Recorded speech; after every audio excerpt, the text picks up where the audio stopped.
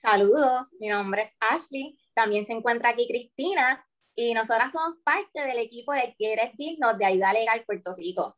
En Alquileres Dignos creemos que la lucha por el derecho a la vivienda digna también incluye a las personas que alquilan. Quienes rentan también tienen derecho a un acceso equitativo y asequible a la vivienda digna, sobre todo a que se les respete su vida y se proteja su dignidad humana.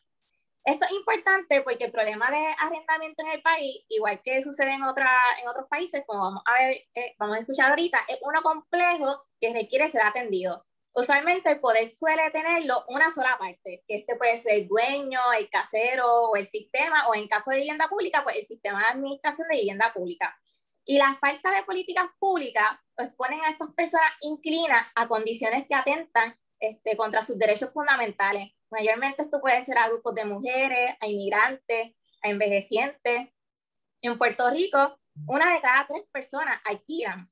El 45% de personas utiliza el 35% de sus ingresos o más para pagar la renta. Y algo que mencionaba Ariadna ayer en su introducción, y ella explicaba que a quien no puede pagar la renta en un sistema que es capitalista, que es racista, que es injusto, muchas veces se le llena de vergüenza y de soledad y se le somete a un proceso de desahucio que suele ser rápido, que suele ser violento, y muchas veces estas personas van sin información o acompañamiento.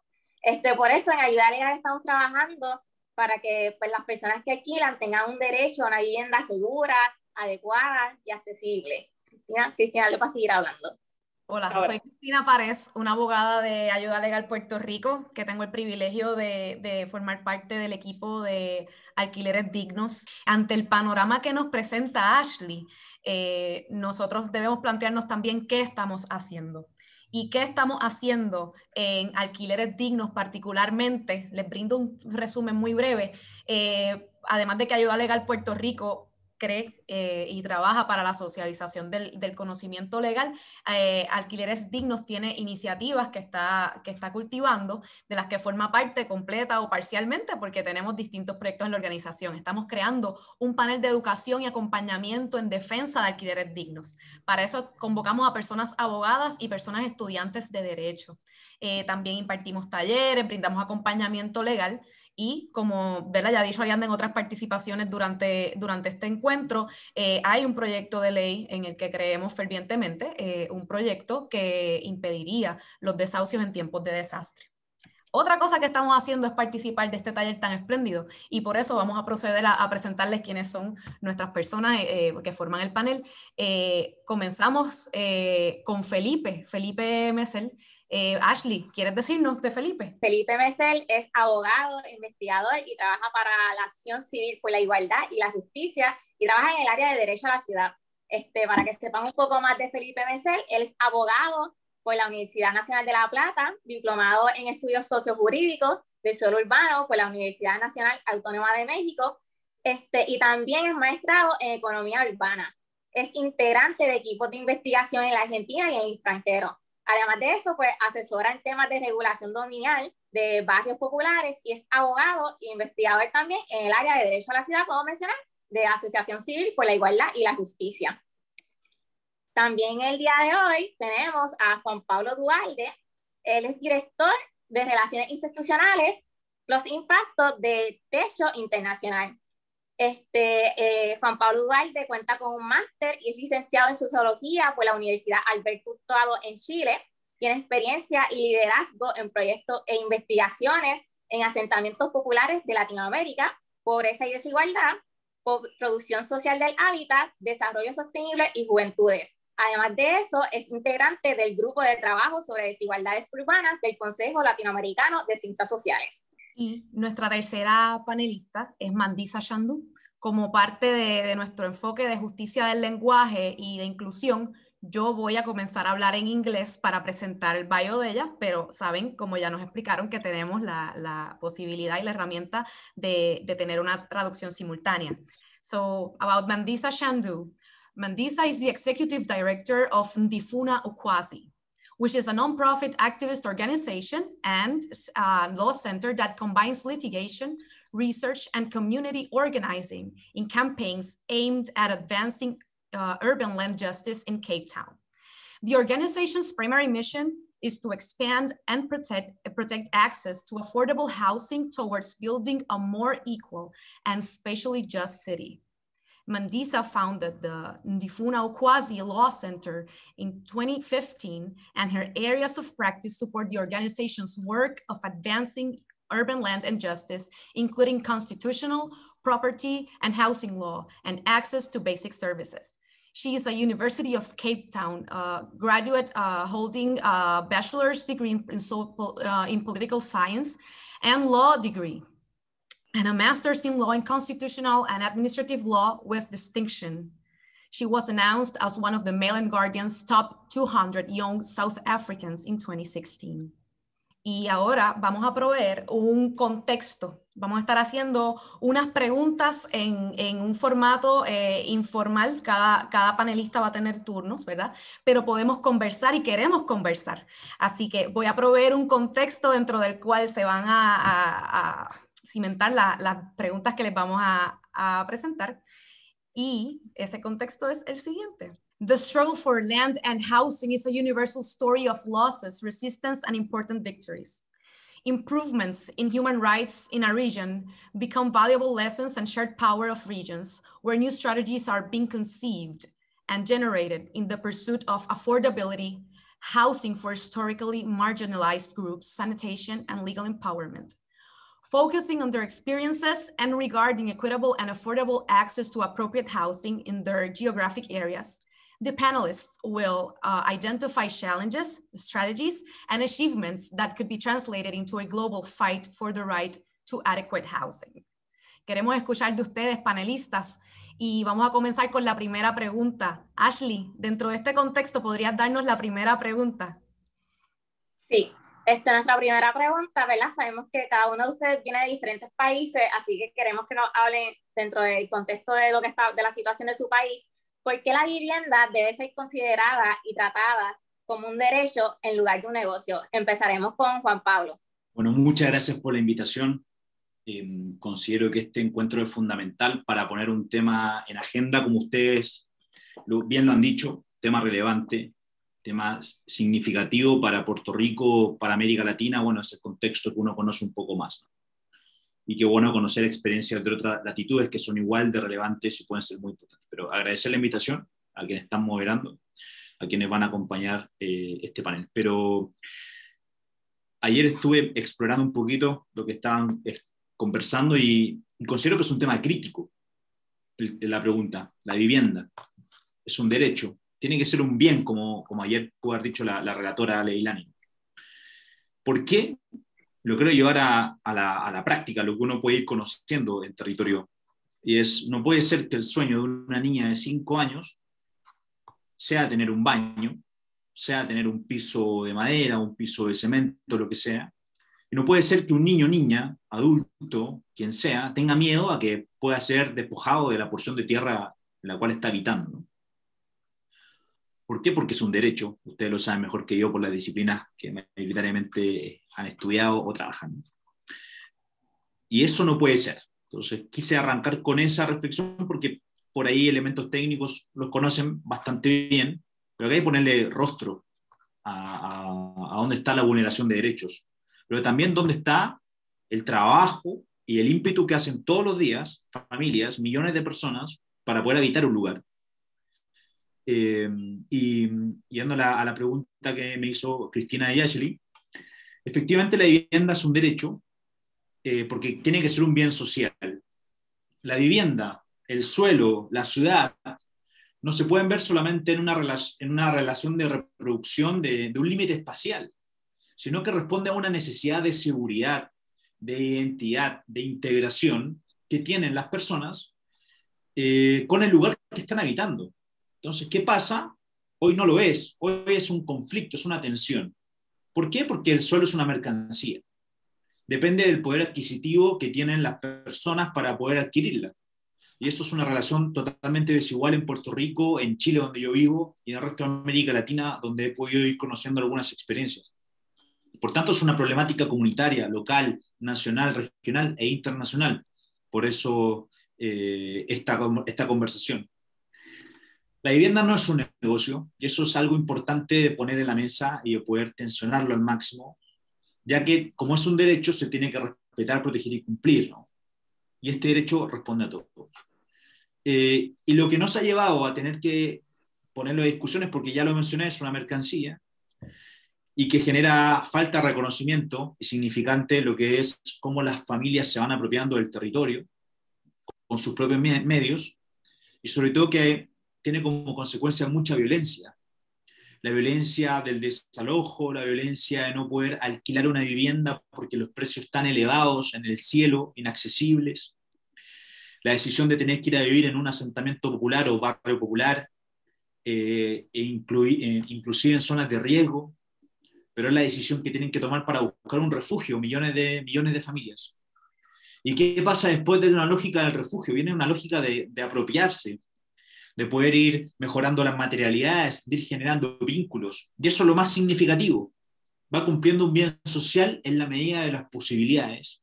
Y lo importante acá, en la medida que se resignifique la autogestión, espacios de diálogo y acuerdo multiactores, que sea un tema de agenda, que involucre a la ciudadanía en general, a instituciones, a la academia, porque todos y todas somos responsables del futuro de esto, es que la vivienda sea un bien social.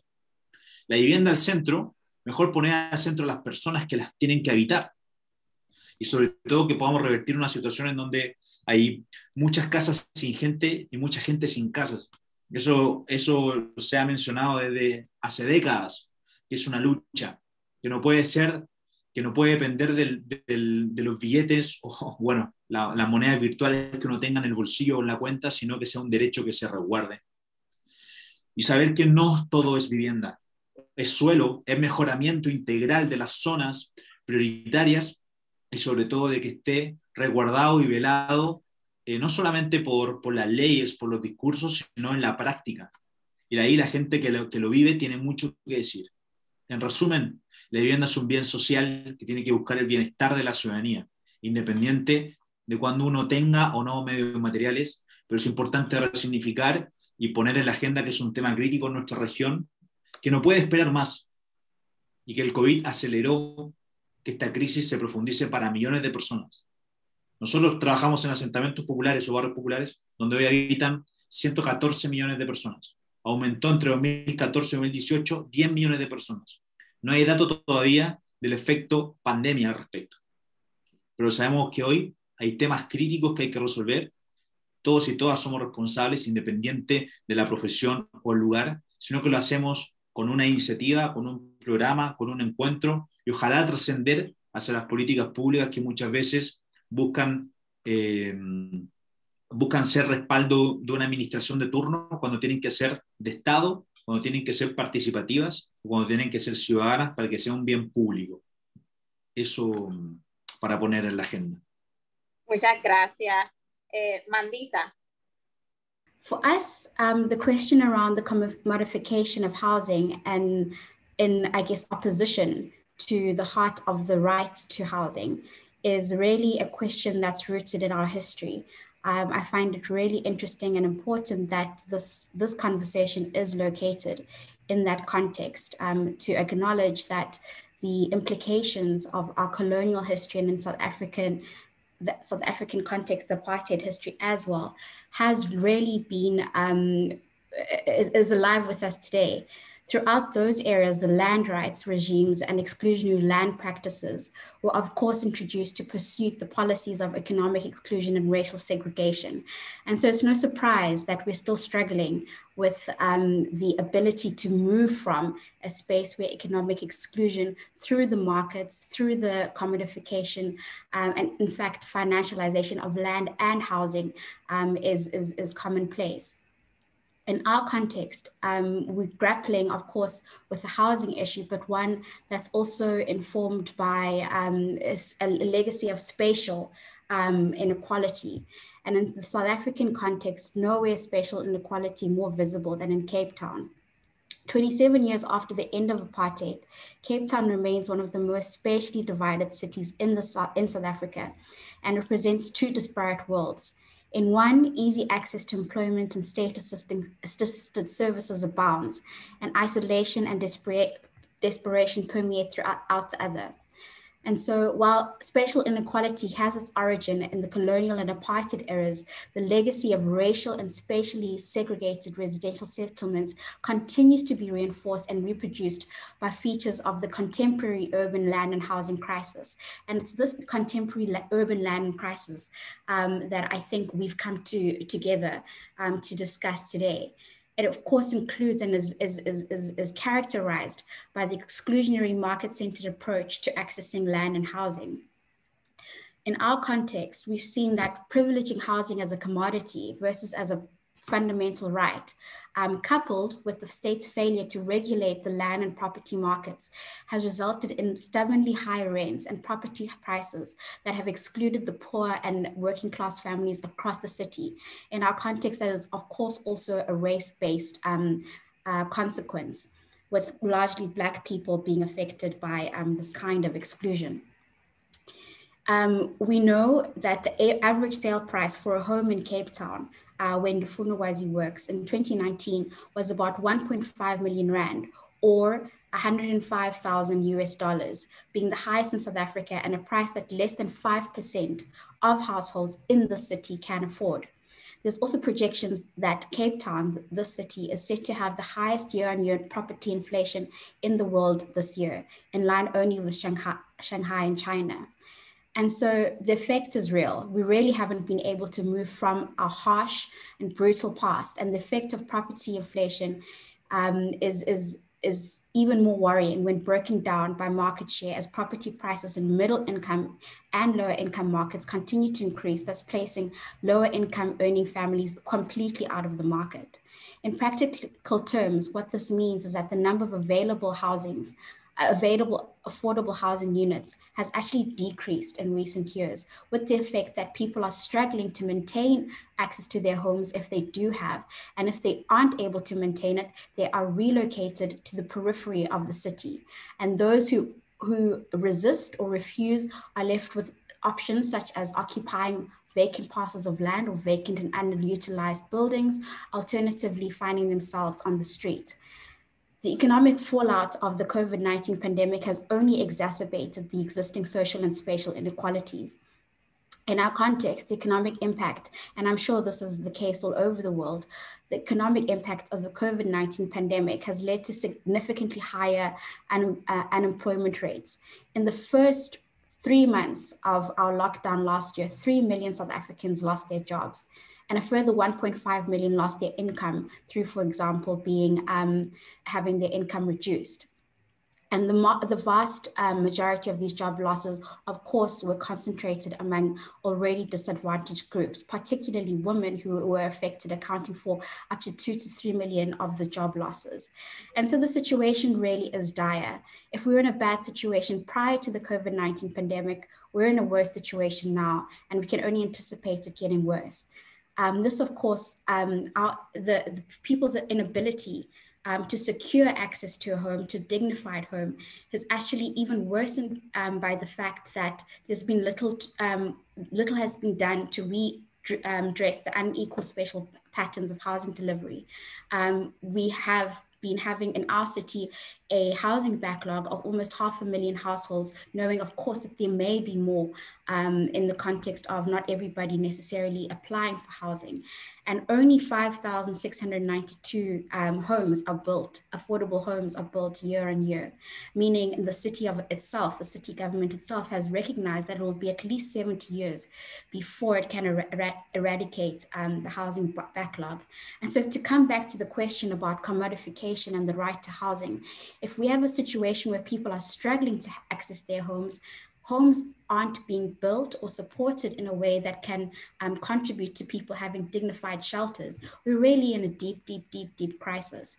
And the crisis is one that I think most of us in the room might agree is informed by a dominant view that the market leads, the market that is highly exclusionary.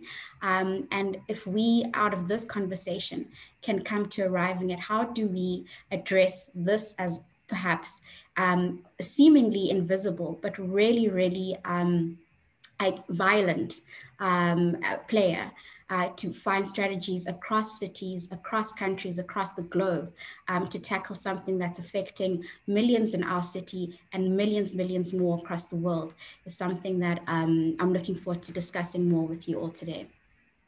Mandisa, thank you so much. We are definitely looking forward to a discussion of all these topics and these alarming facts. It's just, I know it happens all around the globe, and also I want to emphasize how the exclusion and the property inflation you just discussed or mentioned affects mainly and with a lot of frequency women. And that's something we discuss a lot here in Ayuda Legal Puerto Rico, and we keep it in mind whenever we take steps to address social justice and access to justice. So with that in mind, we transition to our next speaker, right, Ashley? Ahora vamos a presentar a Felipe. Hola, ¿cómo están? Bueno, en primer lugar, muchas gracias por la invitación. Le agradezco a Ashley, a Cristina y a Ariadna por esta presentación y por este evento que me parece que es muy potente, y además me alegra mucho que podamos, en estas solidaridades internacionales, podamos poner especial énfasis en las solidaridades, por un lado, latinoamericanas, ¿no? Y me parece que en ese sentido es potente también que sea Puerto Rico quien centraliza este evento, que muchas veces le negamos desde la propia América Latina su condición de latinoamericana, su latinoamericaneidad, digamos.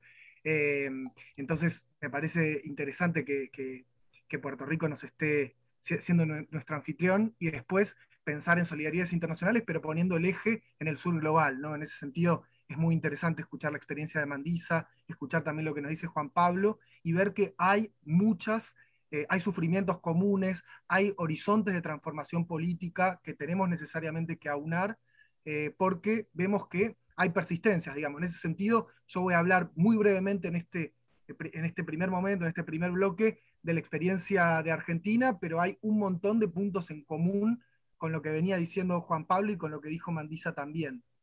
En ese sentido, lo que vemos en Argentina particularmente, desde ASIG, es un proceso de mercantilización creciente de la vivienda, ¿no? Cada vez es más difícil en Argentina ser propietario de una vivienda, entonces tenemos una tasa de propietarios que disminuye y una tasa de inquilinos que aumenta, que en principio no podría no estar mal, digamos, si se hace una apuesta como política pública a modelos de alquiler social, a proveer seguridad jurídica en la tenencia a otras formas distintas de la propiedad inmobiliaria, pero en realidad eso no es que ocurre por una decisión política, sino por las propias fuerzas del mercado que hacen que el modelo dominante, que sigue siendo la propiedad inmobiliaria, y que las políticas públicas, digamos, las políticas públicas acá no salen de la lógica de la vivienda en propiedad, sin embargo, vemos un retroceso de los índices de propiedad inmobiliaria o de propietarios en la Argentina en general y en la ciudad de Buenos Aires en particular, ¿no? Cuando se nos pregunta por qué entendemos que la vivienda tiene que ser un derecho y no un negocio, en principio es importante, digamos, remitirnos a esta idea de que la producción de suelo y la generación de valor económico del suelo son producto de esfuerzos colectivos, digamos, y sobre todo son producto del esfuerzo de sectores o de grupos subalternos, de grupos oprimidos. En ese sentido, grupos racializados, mujeres, personas residentes en barrios populares han sido los principales encargados de producir las ciudades en las que hoy vivimos en la Argentina, en un primer momento bajo un sistema esclavista, digamos, que es algo que es importante poner de relieve, ¿no? Digamos, y ese mismo sistema evidentemente tiene sus impactos y tiene sus resonancias en la actualidad y en la distribución territorial de las clases sociales en la actualidad. Entonces, por todo esto es importante, y más teniendo en consideración que estamos hablando de un bien escaso en el mercado, que es irreproducible. Entonces, no estamos hablando de leche, por ejemplo, digamos, que es un producto que, digamos, se puede reproducir. El suelo es irreproducible, ¿no? Entonces, en ese sentido, es importante plantear la discusión o la dimensión de derechos humanos en la discusión sobre el mercado de suelo, ¿no? Hacer discutir mercado de suelo con la perspectiva de los derechos humanos, que en general no dialogan entre sí. Es decir, el mercado de suelo se guía por criterios vinculados a la capacidad de pago y a la competitividad, y por lo menos el planteo de los derechos humanos, el discurso de los derechos humanos, es que tenemos igualdad de oportunidades para acceder a los recursos urbanos. Bueno, eso evidentemente no sucede, entonces es importante entrar en una discusión seria en relación a lo que entendemos por derecho a la vivienda, entendiendo que buena parte del constitucionalismo liberal, digamos, y de las teorías de la justicia, entienden al derecho a la vivienda como una especie de abstracción, algo que en definitiva no hace falta tocar ningún interés para que se despliegue el derecho a la vivienda. Y evidentemente eso no es así, y está a las claras que eso no sucede así, que si no nos proponemos regular y desplegar distintas estrategias que partan de las organizaciones populares y que partan del Estado también para regular el avance del mercado de suelo y del capital inmobiliario, es muy difícil que ese derecho se vea satisfecho en un presente en el que ese derecho se está viendo restringido cada vez más, ¿no? Para cerrar, en Argentina, a diferencia de otros países, tenemos una tradición de derechos universales, de derechos sociales universales bastante amplia. En ese sentido, el derecho a la salud, el derecho a la educación como derechos universales está bastante planteada y hay cierto consenso por parte de la ciudadanía de que eso tiene que ser así. Sin embargo, con la vivienda no ocurre eso. Nosotros desde ASIG venimos planteando hace un tiempo que nos parecería absurdo, nos parecería aberrante que en un contexto, por ejemplo, de epidemia, y esto lo planteábamos antes de la pandemia, que en un contexto de epidemia haya un grupo reducido de personas que esté acopiando vacunas para especular sobre el uso y la ganancia que puede extraer en un futuro en relación a esas vacunas. Nos parecería canallesco. Ahora nos parece canallesco, pero sucede, es lamentable, pero sucede. Pero en ese momento era interesante plantearlo como el derecho a la salud. En cambio, con el derecho a la vivienda, cuando vemos cómo funciona, vemos que en la práctica hay personas que acopian en ladrillos, digamos, que concentran suelo, y eso de ninguna manera nos parece algo reprobable en términos éticos, digamos, ¿no? Entonces, acá está, así pretendo plantear esta primera discusión, y teniendo en consideración, digamos, que yo voy a hablar particularmente del caso de la Ciudad de Buenos Aires, que es donde trabajamos, en donde estas cosas que yo manifesté se ven magnificadas, ¿no? Porque tenemos una población estable, que se mantiene estable desde el año 1947, un parque inmobiliario que crece. La Ciudad de Buenos Aires, adelanto, es una de las ciudades más caras, porque tiene el precio de metro cuadrado más cara de toda América Latina después de Santiago de Chile. En ese sentido, es una ciudad que no crece demográficamente, pero sí hay dos grupos poblacionales que crecen. La población inquilina, que alcanza el 35% de la población de la Ciudad de Buenos Aires, y la población residente en villas y asentamientos informales. Es decir, ha crecido el déficit habitacional al mismo tiempo que ha crecido el parque inmobiliario. Entonces ahí cabe la pregunta, ¿para quién es el parque inmobiliario que se está produciendo en la ciudad? Y de qué manera se está tratando de ver, de observar y de poner el ojo realmente en cómo se está concentrando la propiedad inmobiliaria en la Ciudad de Buenos Aires. Wow. Muchas gracias Felipe. Estoy segura de que esta pregunta introductoria que hicimos ha sentado unas bases extraordinarias para la próxima pregunta, y estoy contando también con que según esperamos puedas abundar en este último fenómeno que nos estabas detallando en esta próxima pregunta y cómo están trabajando con él. Ahora vamos a pasar a una pregunta que me gustaría y nos gustaría que se sientan en la libertad las personas panelistas de interactuar entre sí, si quieren, porque me parece que nos enriquecería todavía más la dinámica. Así que la voy a hacer ahora en español y también la voy a hacer en inglés. Díganos, por favor, sobre su organización y discutan uno o varios proyectos de su organización, con el enfoque particular de cada uno de ustedes en todo su contexto sobre el cual han sentado las bases. Así que vamos a comenzar con... perdónenme. Voy a decir la pregunta en inglés, que fue lo que dije. Tell us about your organization and discuss any or some of your organization's projects, focusing on your context and your experience. Let's start, please, this time with Mandisa, but please feel free to interact and talk to each other if you want. Sure. Hi again. So as mentioned in the introduction, Ndifunawazi, the organization where I work, it's an activist organization, and activists in our definition is really, I think, intentional to say that, because we really are trying to shift something through our activism. In any event, NU is an activist organization and a law center that combines litigation, research, and community organizing in campaigns aimed at advancing urban land justice. So under one roof, we've intentionally also, we are intentionally working on a variety of tactics and tools to achieve our overall goal, which is to disrupt the reproduction of spatial apartheid and segregation, as well as through compelling government to meet its obligations to use well-located land for affordable housing. So that's our proactive strategy, while simultaneously defending the rights and security of tenure of poor and working class people who live in both public and private rental housing and are being forced out of the city because of rising rents, gentrification, and unfair rental practices. So this is something I think that definitely resonates with the other speakers. So in short, our primary mission is to protect access to land and affordable housing towards achieving a more just and more equal city. For us, we really do believe that where one lives in a city matters. Of course, this is something that is informed by our violent history of land dispossession and displacement of people from their homes. And we know today that where somebody lives determines a person's access to opportunities and the quality of services. Many peripheral areas in Cape Town have limited access to the most basic of services, including access to water and sanitations.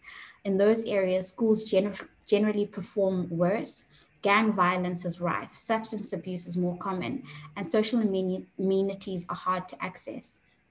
We know that in those areas, poor people spend a disproportionate component of their limited income and time on unreliable and unsafe transport to access the city, not for a sense of belonging, but for employment. So really our history of people seen only for work continues. The city of Cape Town itself, the local government, has found that poor people in Cape Town spend up to 45% of their income on transport, which is well over the global average of 35%, which was mentioned earlier.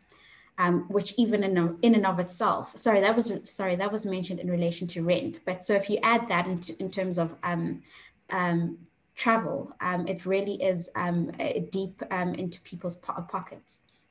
So critically, there's a direct relationship between where people live in cities and the likelihood that they will find employment or even access other social amenities. The consequence has been that living on the urban periphery in South Africa ends up trapping the impoverished in a cycle of perpetual poverty. And so what does this mean for us? In response to this challenge, we have at Ndifunawazi employed a multi-pronged strategy in our Resisting Evictions, also Resisting Evictions and Displacement, in short, RED, program that combines the use of law, solidarity building, the media, and popular education in response to the need to defend the rights of poor and working class people who have insecure tenure and or are being threatened with eviction. I guess what holds this together is what we initiated in 2018, being an advice assembly as a core strategy to have tenants lead with fighting their tenant-based rights. We host an advice assembly weekly. We hosted an advice assembly weekly at an occupied building since 2018, and it grew over the years. It really a testament to the importance of a space for legal, political education, as well as fostering networks of solidarity and support for families who are facing evictions and other issues. What was important about the strategy was first, that people who saw themselves being threatened with eviction needed to see that it wasn't something of their doing. So for instance, I think a lot of people carry a lot of shame in feeling that they can no longer secure access to their house, particularly if it has consequences on other family members. Through the advice assembly, tenants sharing similar struggles were able to articulate that this was a result of a broader systemic injustice where housing has become completely unaffordable, A, and B, solutions are not available for people who need them and need them immediately. So that was the first and ongoing strategy and tactic. After the lockdown last year, we were able to move this advice assembly space with our movement partner, Reclaim the City, to a local community radio station, which became really critical, particularly towards the beginning of our lockdown, to inform people of their rights, especially those who weren't able to work or continue to not be able to work as a result of the economic fallout of lockdown, but really to also, I guess, ensure that our campaign to ensure that home housing is the front line is spread beyond a very localized grouping of people.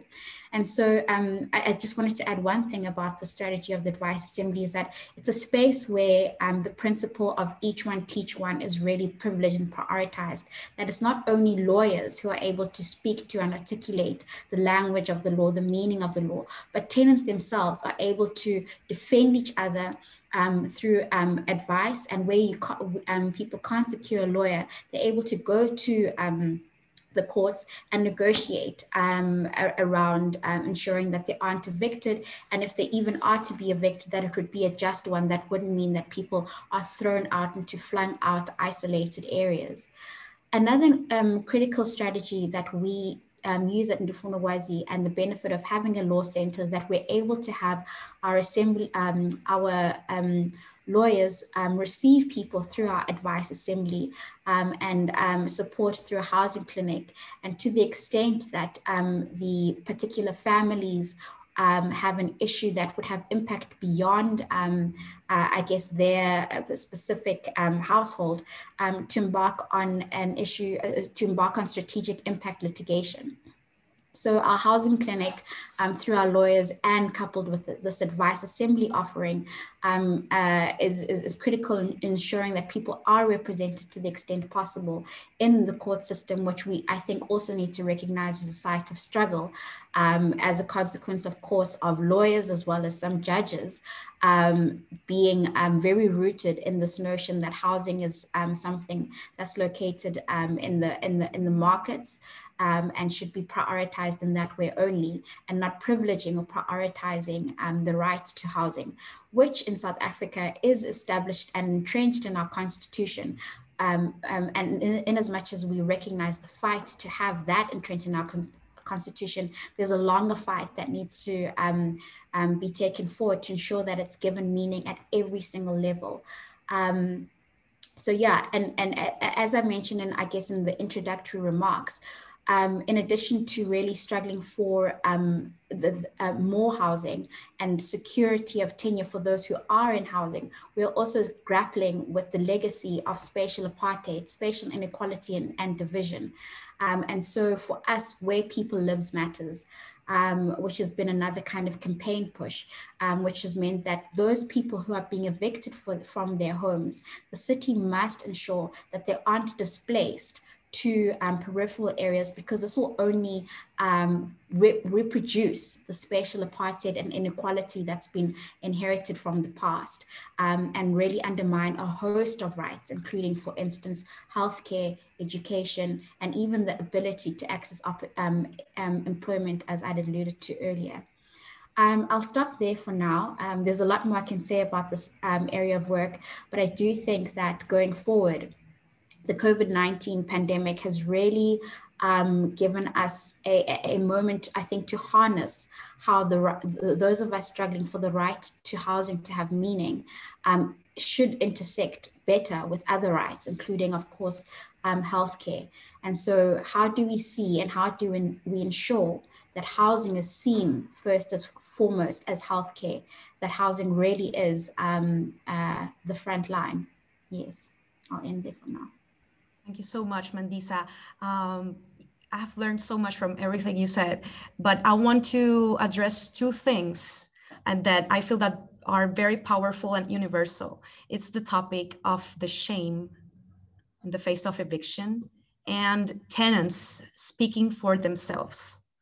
And that's something we work a lot with. So I would love to have a conversation with a very informal conversation, and please, to the public, you can feel free to ask us questions. I would like to have Juan Pablo tell us his thoughts, remarks, and experience he has regarding this topic of shame and this other topic, which is not too separate from shame, tenants speaking from themselves, their power, their experiences, and how your organization faces those two phenomena. Bien, muy interesante lo que nos compartió Mandisa. Creo que hay muchos puntos de encuentro. Qué bueno conocer que están pasando esas situaciones por allá, de transformar algo que está mal. Muchas veces se nos dice, bueno, hay oportunidades de mejora, no, pero hay cosas que están realmente mal y eso hay que cambiarlo de raíz, ¿no? Eso es importante ponerlo en la gente. Bueno, yo soy parte de Techo, ahí www.techo.org, pasando el dato. Somos una organización que estamos en 18 países de América Latina. Estábamos en 19, pero bueno, en Nicaragua nos ahogó un poco el contexto. El trabajo de la sociedad civil está bastante complicado ahí, así que tuvimos que suspender, pero algunos aspectos en una receta que todavía sigue funcionando y que nos motiva es movilizar a juventudes que son voluntarias y voluntarios a trabajar con las familias, con las organizaciones comunitarias de los barrios populares, asentamientos populares, y hacer un formato diagnóstico participativo, identificar cuáles son las principales acciones que podemos llevar a cabo y poder desarrollarlas integrando a la mayor cantidad de personas que habitan una comunidad, porque bueno, algo que interesa es fortalecer la organización, contemplar que un dato de nuestras bases de América Latina, en el 70% de los asentamientos que hemos trabajado, que son más, hemos conocido, mejor dicho, más de 7.000, en más del 70% hay algún grado de organización comunitaria. Puede ser una organización dirigencial política, hay un club deportivo, hay un club de arte, hay un grupo de personas interesadas en temas religiosos, de todo. Entonces, eso rompe un poco el estigma de decir, bueno, ahí no pasa nada, son territorios estáticos, al contrario, son comunidades muy dinámicas. No solamente se juntan para establecer lazos, sino para ir mejorando la vida. Entonces, de hecho se enfoca en proyectos de vivienda de emergencia, y le llamamos así porque durante muchos años, y esto lo digo como aprendizaje, no nos importaba tanto de quién era la propiedad del suelo, porque nosotros íbamos a apoyar a una familia que necesitaba una vivienda. Y de quién era el suelo no nos importa tanto. Obviamente sabemos que es una característica hoy, desde hace ya bastante tiempo, importante de poner en la mesa, porque ahí uno va enlazando la pedagogía, el componente educativo de decir, bueno, las familias que ahí viven, ¿conocen cuál es su situación legal o la situación en la que se encuentra el lugar donde están viviendo?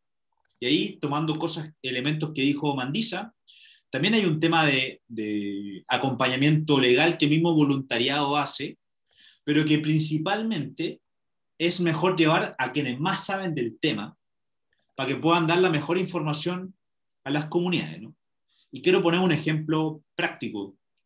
Favela en Brasil, la favela Sousa Ramos, así se llamaba, en donde habían muchos elementos y había un grupo de personas, de privados, que estaban buscando recuperar el terreno, y había una serie de elementos ausentes o no consistentes. Esto lo puedo decir ahora después de conocer la experiencia, pero en ese minuto era mucho miedo por parte de las familias de un lugar que estaban viviendo hace más de 10 años, que fueran sacadas del lugar.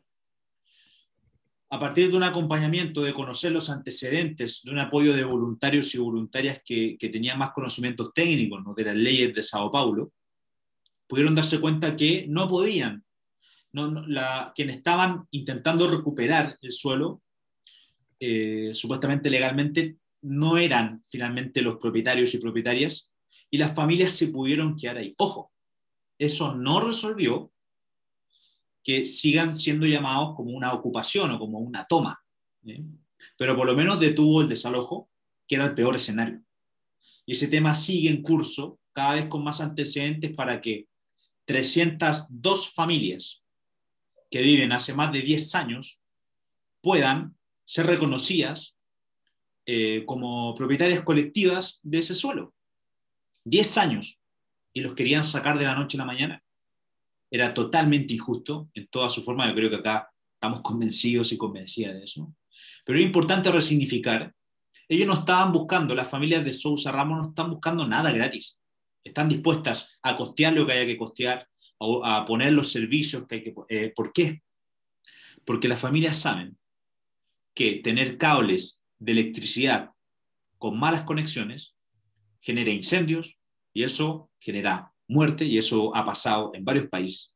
Están dispuestos a ir mejorando sus condiciones y se derriba otro estigma, que ahí no están dispuestos a hacer nada, están buscando que llegue todo. No, al contrario, están sumamente dispuestos a revertir su situación, ir a mejorándola. ¿Cuál es la ventaja? Que hemos conocido muchas de otras experiencias con finales prometedores, con algunos finales más complejos, pero no puede ser que las familias sean despojadas y llevadas a la deriva para que salgan de una estadística, para que salgan de un mapa. Porque detrás hay trayectorias, hay luchas de resistencia, hay luchas de significación, de buscar una porción de tierra, y una organización de la sociedad civil con las familias puede hacer un montón de cosas, muchas cosas positivas, pero lo importante es cómo vamos triangulando con otras ONGs, personas expertas, la academia que esté mirando el tema e instituciones públicas. Porque en la medida que hay más solidaridad nacional o internacional, como es el título también de esta conversación, se van reconociendo las prácticas territoriales. ¿Para qué? Para poder cuestionar la ciudad formal. La ciudad formal ha generado muchas desigualdades. La ciudad formal no es aquella deseada de grandes edificios, sino de barrio, de comunidad, de integración, de vivir juntos, ¿no? Y si lo quiero llamar con los no, de no segregación, de no desigualdad. Y esa es la búsqueda y el desafío que tenemos a niveles de esta conversación, pero a nivel de las solidaridades internacionales con ASIG y con Felipe, con Mandisa y con muchas otras organizaciones que hacen un trabajo tan relevante. Y la medida que vamos conociendo esas experiencias, permite replicarlas de buena manera, adaptándola al contexto. Ese es nuestro aprendizaje, hoy trabajando en más de 600 barrios populares de América Latina, en donde el tema del suelo es urgente, es justo y necesario de que encontremos una alternativa. Y no va a llegar desde arriba, desde los gobiernos, va a llegar desde la ciudadanía que se organiza y que va presionando con propuestas. Eso. Muchas gracias, Juan Pablo. Creo que usted, igual que Mandisa, tienen un montón de cosas en común, y sé que ahora vamos a pasar con Felipe para que terminemos esta pregunta, pero queremos, ¿verdad?, para un poco atar las cosas, que Felipe hable un poco de cómo él ve esa agenda para que, ¿verdad?, pensando en el mercado que es dominante, y yo sé que Juan Pablo habló de las tomas y Mandisa habló de los cambios constitucionales, pero ¿cómo, Felipe, cómo tú ves esa agenda para poder hacer los cambios y llegar a una vivienda digna? Sí, bien. Bueno, que es la pregunta del millón, es una pregunta muy relevante esa. Vamos a ver si con el transcurso de la presentación de ASIG, un poco el trabajo de ASIG se responde. No sé si voy a poder responderla del todo, pero bueno, vamos a intentar. Digamos, nosotros desde ASIG tenemos como 4 grandes agendas de trabajo, o 5 grandes agendas de trabajo, pero hoy voy a hablar, digamos, de la agenda que yo llevo, digamos, que tiene que ver con el área de derecho a la ciudad, digamos, ¿no? Ahí tratamos de trabajar localizados en la ciudad de Buenos Aires y en el área metropolitana de la ciudad de Buenos Aires, ¿no? Porque la realidad es que el área metropolitana se conduce, digamos, como una unidad funcional en términos urbanos, pero jurisdiccionalmente está separada la ciudad del área metropolitana, que obviamente es más pobre. En el área metropolitana tenemos un proyecto particularmente en Villa Inflamable, que es una comunidad, digamos, que tiene grandes problemas vinculados a la contra otros problemas también. Entonces, nada, es un territorio que lo enmarcamos dentro de un contexto al que indicamos como de racismo ambiental y de trato discriminatorio en relación a una comunidad que vive al lado de uno de los polos petroquímicos más importantes de la región.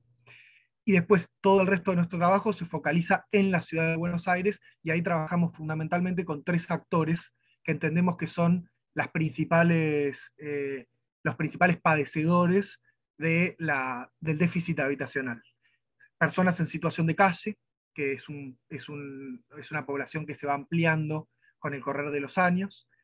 En ese sentido desarrollamos instancias de reunión con organizaciones que trabajan particularmente en situación de calle, que muchas están compuestas por personas en situación de calle, y en reuniones también interactorales con el gobierno de la ciudad de Buenos Aires, que desarrolla un censo de personas en situación de calle desde hace 2 años, que es un censo que los 2 años anteriores presenta números muy distintos de los que se presentan en el censo popular de personas en situación de calle, que desarrollamos un conjunto de organizaciones de las cuales participa SIG.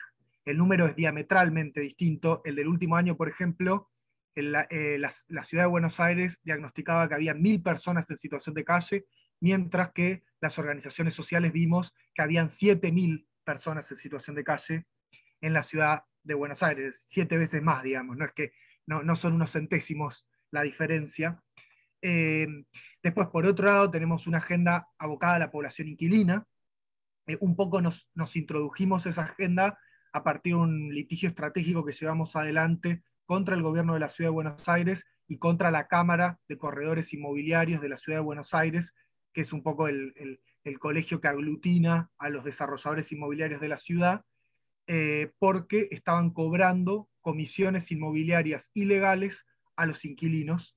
A partir de eso se permitió no solo que los inquilinos dejaran de pagar comisiones ilegales, sino que se aprobó una ley, primero una ley, 6 meses después de ese fallo, se aprueba una ley que establece que las comisiones inmobiliarias tienen que pagarlas los propietarios de manera íntegra, y 2 años después, es decir, ahora, a partir de mesas de alquileres y demás, y también la coalición con organizaciones de inquilinos en la Argentina, logramos la sanción de una ley de alquileres que regula, por ejemplo, los aumentos del precio de los alquileres, amplía los términos, el plazo de los alquileres de 2 a 3 años, y después establece, por ejemplo, algunas garantías vinculadas a los desalojos, como la mediación prejudicial obligatoria en la instancia de los desalojos. Y en este último tiempo también incluso se consiguió, a partir obviamente del movimiento de la movilización popular, pero se consiguió que durante la pandemia, hasta el abril pasado,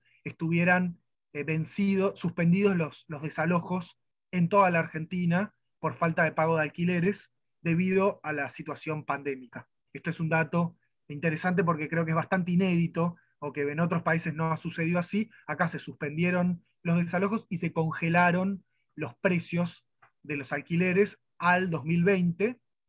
Ahora venció ese decreto, que fue prorrogado una vez, venció en abril el 1 de abril de este año, y ahora hay un montón de preguntas relacionadas al estallido de desalojos que se pueden llegar a ocasionar a partir del vencimiento de este decreto. Y por último, pero no menos importante, sino que realmente tiene que ver con nuestra acción más histórica y la acción principal que viene desarrollando ASIG desde hace años, tiene que ver con las villas o asentamientos informales de la ciudad de Buenos Aires.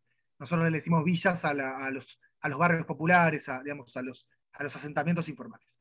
Las villas, en las villas nosotros venimos trabajando desde el 2006, la organización se funda en 2001, y fundamentalmente trabajamos con litigio estratégico, pero también con diversas estrategias de empoderamiento jurídico a las comunidades que involucran, por un lado, cartografía social, el mapeo de villas. Nosotros, nuestra organización, junto con organizaciones villeras, organizaciones de los barrios, fuimos quienes promovimos la inclusión a los mapas oficiales de la Ciudad de Buenos Aires, a las villas de la ciudad, porque antes uno miraba los mapas de la Ciudad de Buenos Aires y las villas aparecían como puntos grises dentro de la ciudad, lo cual es muy simbólico. Además del acceso material a derechos, también implica un acceso simbólico a ciertos reconocimientos de vivir en la ciudad.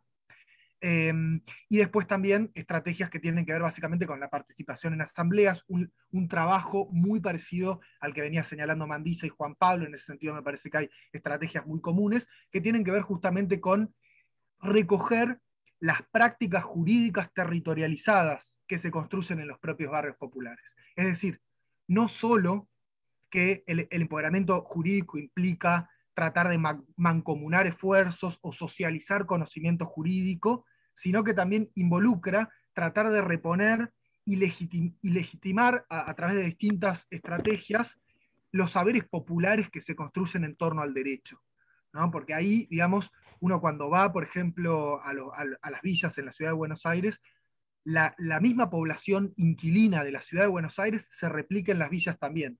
Hay alrededor de un 40% de personas viviendo en las villas de la ciudad que son inquilinas. Para el derecho formal, digamos, para los ojos del derecho hegemónico, podríamos decir, o el derecho de Estado, esas personas son todas ocupantes. Sin embargo, esas categorías jurídicas que se construyen en los propios territorios contribuyen a, digamos, generan los mismos efectos de sentido y de obligatoriedad que el derecho genera, entonces de alguna manera tienen que ser repuestas. Por ejemplo, la idea de inquilino y propietario en los barrios populares, en las villas, tiene efectos materiales y simbólicos muy concretos. Entonces, esas prácticas sociojurídicas que se desarrollan no siempre son justas, digamos, pero sí construyen identidades, construyen un sentido de obligatoriedad en relación a prácticas sociales. Es decir, a partir de la ausencia del Estado se construyen otros derechos también, y esos derechos tienen que ser especialmente tomados en cuenta cuando el Estado decide intervenir en estos territorios con procesos de reurbanización como el que seguidamente voy a explicar, pero en los cuales en general se aplanan esas cosmovisiones jurídicas en lugar de reponerlas y de tratar de generar un suelo de calidad, pero que no invisibilice las prácticas sociales, urbanas y jurídicas preexistentes a la intervención. Muchas gracias. En ese aspecto he quedado impresionada con todo lo que has dicho y gracias. En ese aspecto de las realidades sociojurídicas, me parece que es un espacio en el que tanto Ayuda Legal Puerto Rico como las organizaciones en las cuales se desempeñan cada uno de ustedes, tenemos mucho que decir y mucho que contar. Y eso me lleva al tema de la vergüenza. Sé que tenemos unas limitaciones de tiempo. Me gustaría que tuviésemos una breve conversación sobre el tema de la vergüenza, cómo como organizaciones podemos trabajar efectivamente reconociendo que esa vergüenza existe y cómo podemos hacer nuestro trabajo mejor al final, en las palabras más sencillas, cómo podemos hacer nuestro trabajo mejor.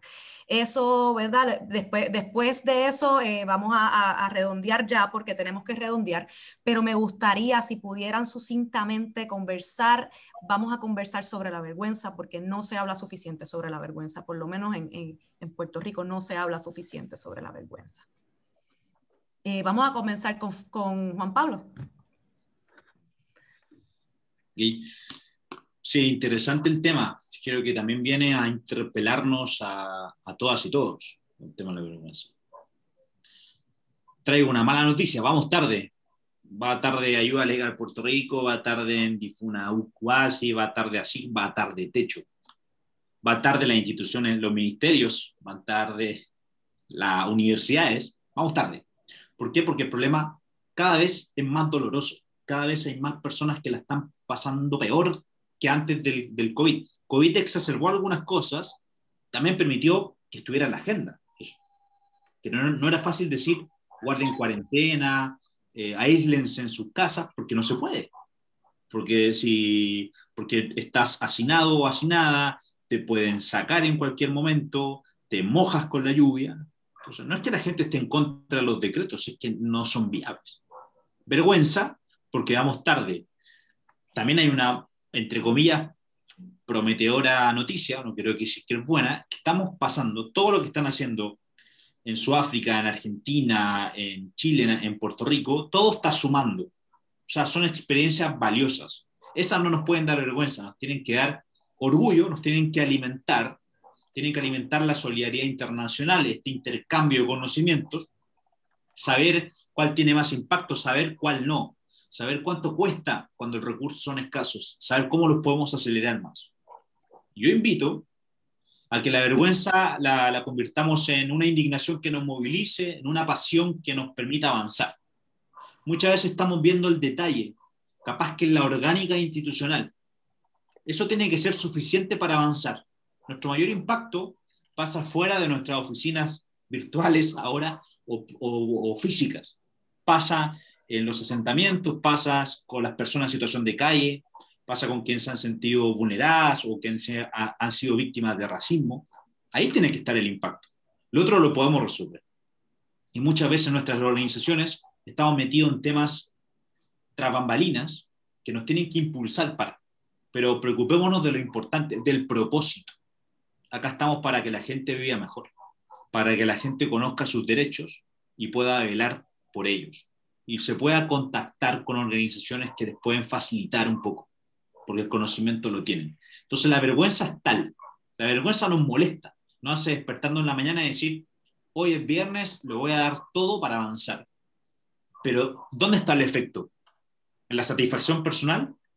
Uno vive mejor cuando la satisfacción es colectiva. Aquello que le falta a una lógica de mercantilización de la vida, del suelo, de la ciudad, aquellos que están viendo cuánto tienen en la cuenta. Hay que ver cuánto hay en la cuenta para pagar lo que hay que pagar, pero lo significativo es esta conversación. La vergüenza es tal, pero que no nos bloquee el avanzar. Transformemos lo que hay que transformar. Muchas organizaciones tienen mucho peso, quieren hacer todo. No. Ustedes pueden aportar una parte y el resto, las redes, los vínculos, los acuerdos. Comparándonos con organismos internacionales o con países, nosotros no firmamos compromisos al aire, nosotros firmamos compromisos vinculantes, o sea que lo vamos a hacer. ¿Por qué? Porque se tiene que hacer. Y eso nos va a permitir que la vergüenza esté ahí, que nos moleste para seguir avanzando, pero sobre todo que podamos ir destacando los logros que tienen, porque ya este encuentro, este pronunciamiento, esta declaración de por sí tiene posición, tiene propósito, tiene energía, y van a ser más personas trabajando en temas similares y sobre todo complementándose. Entonces, está la vergüenza, pero sobre todo está el propósito, que es lo que nos tiene movilizándonos. Así nosotros le decimos a nuestro voluntariado, yo fui voluntario obviamente antes de ahora ser el encargado de relaciones institucionales, ¿no? Pero eso es lo que nos mueve, la praxis territorial. Uno ve las constituciones, las leyes, los programas muy lejanos a lo que los territorios están solicitando. Hagamos el puente, facilitemos eso y que todos estemos conociendo lo que realmente sucede.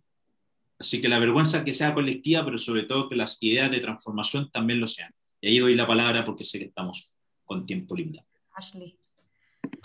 Muchas gracias, Juan. La próxima pregunta va a ser directamente para Mandisa. Hablando, ¿verdad? Venimos hablando de la vergüenza y sobre todo, Juan acaba de hablar ahora mismo sobre la Constitución y sobre crear ese puente. Y pues la pregunta viene relacionada a eso. ¿Por qué deberíamos tener una comunidad, ¿verdad? Ese puente, una comunidad internacional que defienda el derecho a la vivienda, ¿verdad? Si lo pueden hacer en una o dos oraciones, algo cortito, pues para ir cerrando. Primero tú, Mandisa, y después Felipe.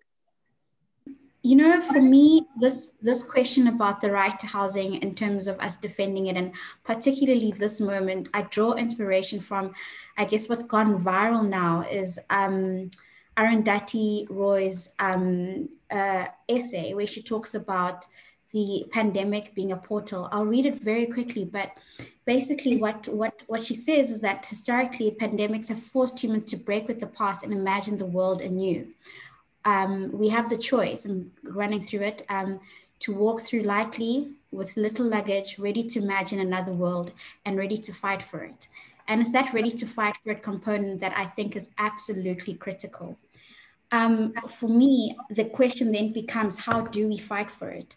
Coming back to where we started about the commodification of housing, the thing about the market conditions under which we, I guess we're living in these conditions, is that it excludes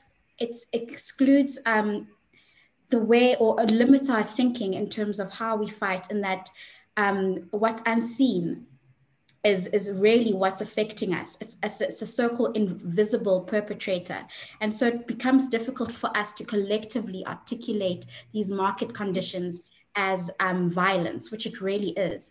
And in so doing, even in that context, the people who are struggling with this very violent condition are further kind of, are not, I guess, aligned or struggling together. The tenants who we're talking about in this discussion are not struggling together with the landless, those living in formal settlements or in occupied buildings, let alone struggling together with those who are living on the streets, as street-based people. So there's a lot of division around this inability to fight wholeheartedly against a very violent, oppressive system with the market at the center.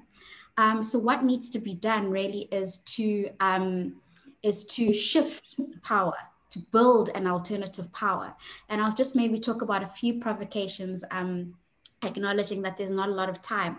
But in terms of this discussion, I think is really beginning to center tenant rights as human rights. How do we do that? I think there's a lot that we can learn from each other. It's really about beginning to build or building on a global response to what are inherently localized issues, where our homes are very local, but how do we think global and more importantly, act global and link our struggles? Some of those provocations, I think, around how tenant rights are articulated politically. And how do we engage at that level where a lot of decisions are made in collusion with the private sector, private property power, to ensure that those rights are protected. It's questions of being very active in terms of how budgets are determined, and how things related to housing versus other interests are allocated. Thinking imaginatively, for instance, about how other spaces can be utilized, particularly in our context now where we've seen a lot of vacant buildings, maybe even vacant Airbnbs in some cities that can and should be used for more just purposes. So how do we unlock those? How do we begin those conversations? How do we fight, for instance, where this hasn't been the case, access to a rollout of rent relief for those who found themselves completely affected by the economic fallout of not having employment or limited access to income over such an extended period of time. And that's foreseeable, especially in our context where there's not really enough of a plan to rebuild the economy. So we're going to be stuck in this mess for quite a bit of time. Another area that's critical for us to challenge locally and globally is how the courts play such a critical role in terms of promoting, protecting rights, but even in terms of, I guess, preventing access to experience the right to housing in its fullness. We've learned from some great movements or coalitions across the world, the right to counsel, for instance, in New York, and really ensuring that the right to housing coupled with the right to have legal representation is really a really powerful way to ensure that people have adequate representation when evicted. So it's not a case of a bully type lawyer bulldozing somebody out of their home onto the streets. Justice is built in even as a procedural aspect. We've similarly learned from La Paz movement in Barcelona. Our advice assembly strategy that I mentioned earlier was a direct lesson from there. So there's shared learnings about how to, I guess, center the tenant rights towards them being seen and acted on as human rights, to the extent that the shame falls away, because when working and acting together, vulnerability shifts into courage, shifts into power. And I think that there's something really, some boldness that can come out of that, some boldness in form of resistance. And I think a demonstration to the broader public who may too be suffering in silence in terms of how, as Arundhati Roy provokes us to think, do we fight for a new world? Gracias, Felipe. Yo, digamos, para tratar de ser breve, en primer lugar, en relación a la pregunta de la vergüenza, a mí me quedé pensando, digamos, hay uno de los referentes homosexuales de la década del 80 en la Argentina más importantes, Carlos Jauregui, decía que en una sociedad que nos educa para la vergüenza, el orgullo es una respuesta política. y me parece que en ese sentido es interesante contextualizar, digamos, o enmarcar en la estructura dentro de la cual se desarrolla eventualmente esa vergüenza, ¿no? Es decir, se desarrolla en una estructura en la cual la vivienda es tomada como un activo financiero en la cual la única manera de acceder a una vivienda que te propone el mercado es a partir de tu capacidad de pago. Entonces, cuando uno no dispone de esa capacidad de pago para acceder a una vivienda, como también a otros bienes, la vergüenza es la respuesta que nos provee esa estructura, digamos, ¿no? Digamos, es la estructura que la terminamos internalizando.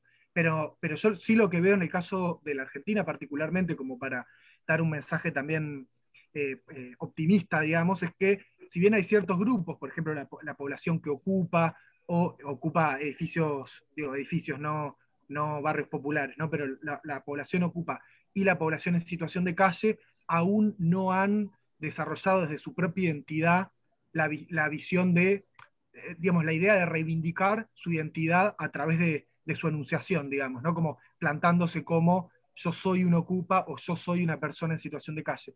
Pero sí, en cambio, en las personas que viven en barrios populares o las personas que viven en villas, la reivindicación del villero como un sujeto político que interviene en la práctica social y que busca producir transformaciones urbanas en un sentido de justicia socioterritorial, es algo que está muy presente. Hay mucha organización territorial en la Ciudad de Buenos Aires por parte de las villas, digamos, y la enunciación de villero, que en un momento era un insulto, como la apropiación de esa enunciación y enunciarse desde un lugar de sujeto político que se define a partir de su lugar de residencia, es una manera también de saltar esa imposición a la vergüenza a la cual muchas veces se nos lleva, digamos.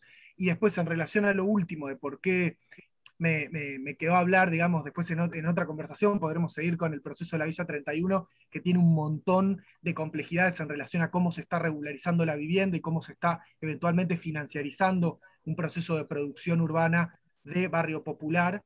Pero en principio lo que aparece ahí claramente es la intervención de capitales internacionales, digamos, ¿no? Entonces, cuando pensamos en por qué es necesario un movimiento internacional, bueno, porque los estados no son los únicos actores que están definiendo las políticas urbanas localmente. Vemos que hay similitudes en todo, por lo menos en toda América Latina, en relación al tipo de intervenciones que se están dando por lo menos a partir de los 90 hasta esta parte, con mucha claridad.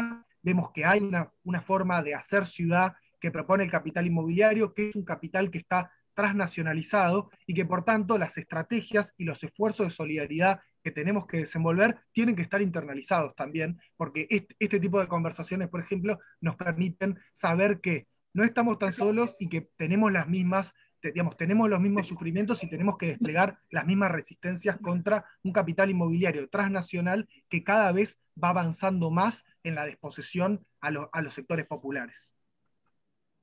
Muchas gracias, Felipe. Muchas gracias a los tres ¿verdad? Por estar en esta mañana, bueno, por lo menos aquí en Puerto Rico, por estar en esta mañana de hoy participando de este panel. Muchas gracias, Mandisa. También mándale nuestro agradecimiento a Disha, que aunque no pudo venir, estuvo colaborando también con nosotros durante toda esta semana y la pudimos conocer y es una excelente persona.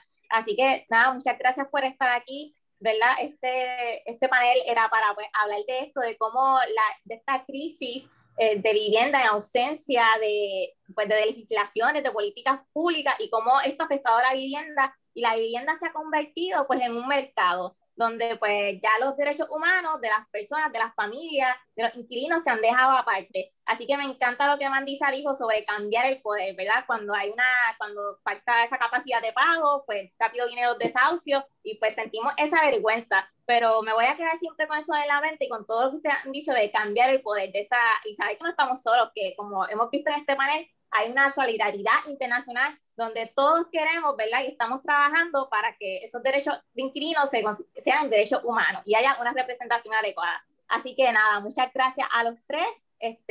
Cristina, si quieres decir algo.